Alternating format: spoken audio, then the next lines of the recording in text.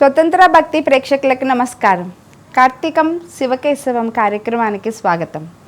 శివాయ విష్ణు రూపాయ శివరూపాయ విష్ణువే శివశ్చ హృదయం విష్ణు విష్ణశ్చ హృదయం శివ అలా వస్తూ ఉన్న సమయం ఇలా అటు ఇటు కుమారస్వామిని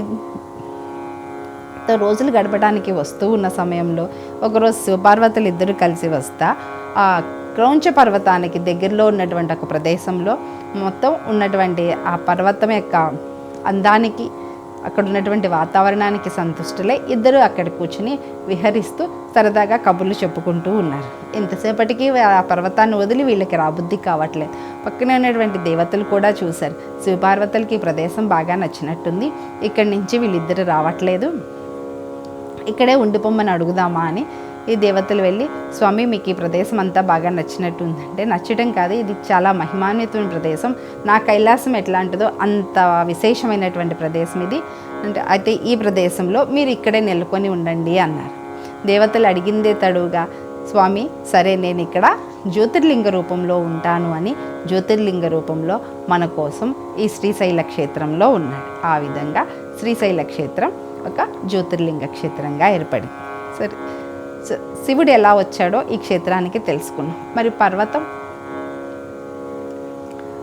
పర్వతేశ్వరుడని ఒక మహర్షి ఉన్నాడు. ఆయనకి ఇద్దరు కొడుకులు ఉన్నారు, నంది పర్వతకుడు, ఇద్దరు పిల్లలు. నంది శివుడి గురించి తపస్సు చేసి ఆయనను మెప్పించి ఆయనకి వాహనంగా ఆయన ప్రథమ గణాల్లో ఒక గణంగా ఉంటూ ఉన్నాడు. అన్న బాటలోనే నడవటం అలవాటైన పర్వతకుడు కూడా అదే పని చేయటం మొదలుపెట్టాడు. అన్న ఎలా అయితే తపస్సు చేసి శివుణ్ణి మెప్పించాడో నేను కూడా అలాగే చేసి మెప్పిస్తానని తపస్సుకు వెళ్ళి తపస్సులో లీనమైపోయాడు. చక్కగా తపస్సు చేస్తే శివుడు ఆయన తపస్సుకు మెచ్చి వచ్చి, ఏం కావాలి అంటే, నీవు శాశ్వతంగా నా పర్వతం మీదే ఉండాలి అన్నాడు. అందుకు ఆ మాట అడగటమే ఆలస్యం, శివుడు ఒప్పుకున్నాడు. ఈ పర్వతము చాలా విశేషమైనటువంటి తేజోవంతమైనటువంటి ప్రకాశవంతమైనటువంటి పర్వతం, ఈ పర్వతం మీద ఉండటం నాకు ఇష్టం, నేను ఇక్కడే ఉండి నాకు కైలాసంలో ఉంటే ఎంత సంతోషంగా ఆనందంగా ఆహ్లాదంగా ఉంటుందో దానితో సమానమైనటువంటి పర్వతం ఈ శ్రీశైల పర్వతం, నేను దీని మీదే నివసిస్తాను, నీవు శాశ్వతంగా ఇక్కడే నాకు స్థిర నివాసం ఏర్పరచు అంటే అతడు పర్వతంగా మారిపోయాడు. శివుడు జ్యోతిర్లింగ రూపంలో ఇక్కడ ఉంటున్నాడు. ఈ విధంగా శ్రీశైల పర్వతం శ్రీ పర్వతం ఏర్పడింది.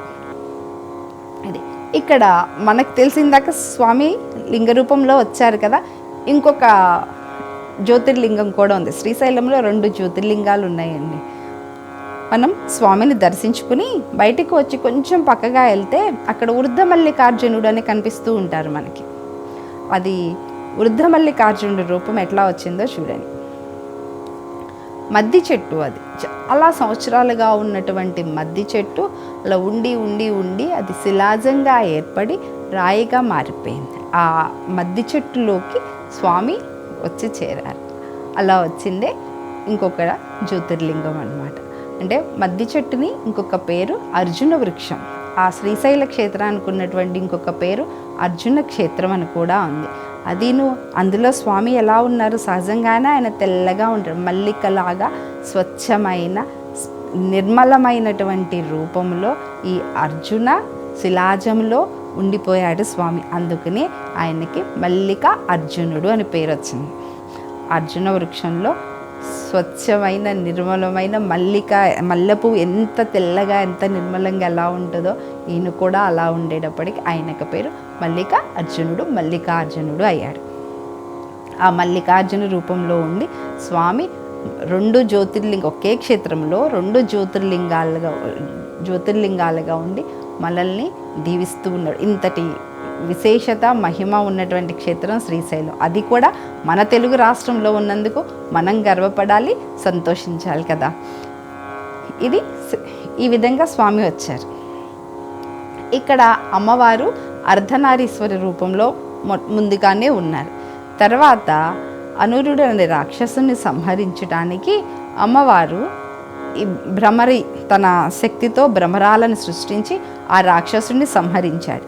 తర్వాత దేవతలందరూ, అమ్మ నీవు ఈ శక్తితో భూమి మీద ఎక్కడన్నా ఉండు అంటే అమ్మవారు కైలాసం నుంచి చూస్తే ఆమెకు బాగా నచ్చినటువంటి ప్రదేశం మన శ్రీశైలం. అప్పటికే శివుడికి కూడా నచ్చిన ప్రదేశం అది. తన భర్త కూడా అక్కడే ఉన్నాడు.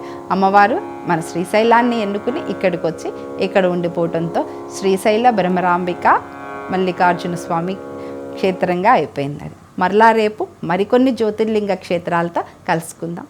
సెలవు.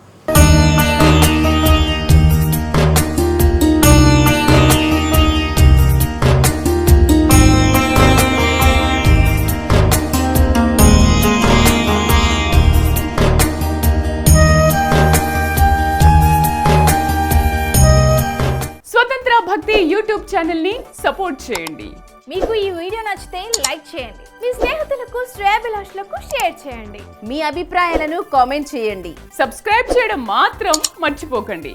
మరిన్ని వీడియోల కోసం బెల్ సింబల్ ని ప్రెస్ చేయండి. స్వతంత్ర భక్తి ఛానల్ ప్రేక్షకులకు ధన్యవాదాలు. స్వతంత్ర భక్తి YouTube channel, please like, share and subscribe.